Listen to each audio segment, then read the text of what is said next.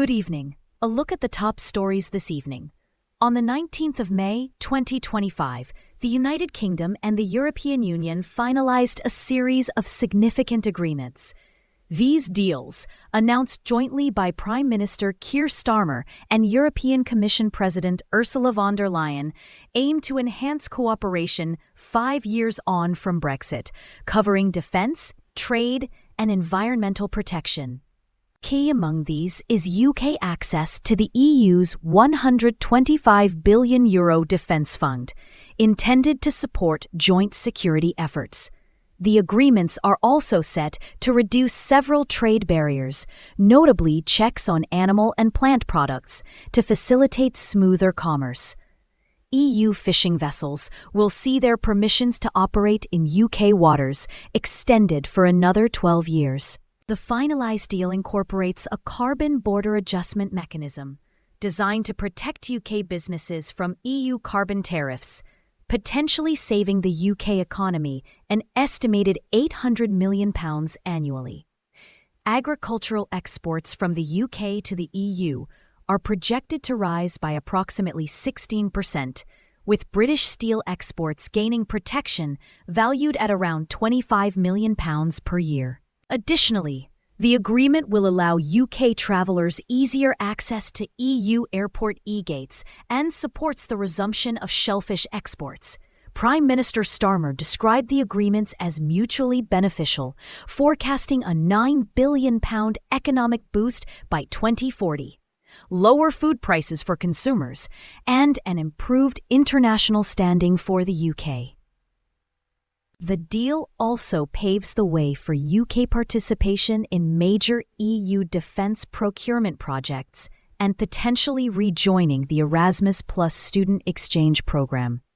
However, these arrangements have drawn criticism from opposition parties, including the Conservatives and Reform UK, led by Nigel Farage, who contend the terms undermine UK sovereignty. The Scottish Fishermen's Federation described the fishing concessions as a horror show. Reflecting initial optimism, the FTSE 100 index reached a 7-week high on May 19th, closing up 0.2% at 7,800. This rise was attributed to investor confidence that the deal would foster economic growth. Global financial sentiment, however, was tempered by Moody's downgrade of the U.S. sovereign credit rating, which led to declines in U.S. equities and an increase in bond yields. Turning now to domestic politics. Reform UK achieved a historic by-election victory in Runcorn and Helsby on May 1, 2025. Sarah Pochin of Reform UK won the seat by a narrow margin of just 6 votes, overturning Labour's previous majority of 14,696. This marks the closest by-election result in British history and is seen by many as indicative of shifting political allegiances. In other developments, police have detained a third suspect in connection with arson attacks on properties linked to Prime Minister Keir Starmer. The 34-year-old man was arrested in Chelsea, London. The Metropolitan Police state that investigations are ongoing. Meanwhile, the government has unveiled a white paper titled Restoring Control over the Immigration System, proposing significant changes. These include raising the skilled worker visa threshold to degree-level qualifications and reducing the post-study visa duration for international students to 18 months. Parliament has also passed the Great British Energy Act 2025, establishing a publicly owned energy company. This entity will invest in, develop, and own energy generation infrastructure, with initial projects including a £200 million investment in rooftop solar power. Concurrently, the proposed data bill is causing controversy within the creative industry. It would permit AI companies to train on copyrighted material without creator permission unless an opt-out is actively exercised. Figures such as Sir Elton John and Sir Paul McCartney have voiced strong criticism. In national security and international relations, tensions between the UK and Iran have escalated. The UK has charged 3 Iranian nationals with espionage and alleged plots against journalists in Britain. In response, Iran summoned the UK's senior diplomat, condemning the detention of an Iranian citizen in the UK. Elsewhere, Jonathan Hall KC, the independent reviewer of terrorism legislation, has advocated for potential anti-subversion laws to protect British democracy from hostile foreign interference. In defense, the Ministry of Defense is reviewing the integration of the US-made MQ-9 Reaper drone for airborne early warning roles on the Royal Navy's Queen Elizabeth-class aircraft carriers, following a parliamentary inquiry. On the economic front, new tax regulations for cryptocurrency holders will come into effect from January 1, 2026. Revenue and Customs will require users to provide detailed personal information to improve tax compliance. Trading platforms will also face new reporting mandates. The Bank of England is reviewing its ring-fencing regulations for major UK banks, potentially allowing more operational flexibility. Deloitte UK has announced 4 new technology centers nationwide, initially staffed by around 750 existing employees, with plans for substantial expansion. Bibby Financial Services has arranged a £700 million securitization facility to boost lending to small and medium-sized enterprises. Regulatory reforms for buy now, pay later services have also been introduced, bringing providers under Financial Conduct Authority supervision. Companies like Klarna and ClearPay have welcomed these changes. British fintech firm Revolut, valued at approximately $45 billion, plans to invest €1.1 billion to expand its French operations, including seeking a French banking license and relocating its European headquarters to Paris, though London remains its global HQ. In technology and innovation, the government has introduced 10-year budget frameworks for selected research and development areas to provide funding stability. The Crown Estate, in partnership with Australian developer Lendlease, has launched a £24 billion program to deliver 26,000 new homes and nearly 10 million square feet of commercial and laboratory space.